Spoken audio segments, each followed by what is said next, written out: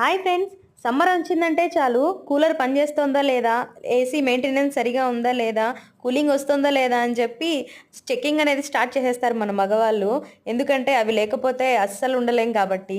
కానీ మన ఆడవాళ్ళు మాత్రం అలా కాదండి. వడియాలు ఎప్పుడు వేయాలి, ఊరగాయ ఎప్పుడు చేయాలి, చల్ల మిరపకాయలు చేయాలా వద్దా అని ఇలా ఆలోచిస్తూ ఉంటాము.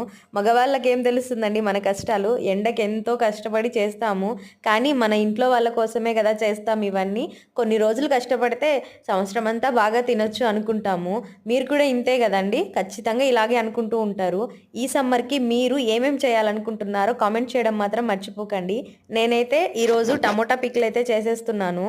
వడియాలైతే మేము మా ఇంట్లో వెయ్యము. మా అమ్మ వాళ్ళ ఇంటికి వెళ్ళినప్పుడు అక్కడే వేసుకొని తీసుకొని వస్తాము. మా అమ్మ వడియాలు చాలా బాగా చేస్తుంది.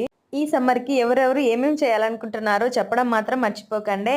ఈ వీడియో నచ్చినట్లయితే దయచేసి సబ్స్క్రైబ్ చేసుకోండి. Thank you.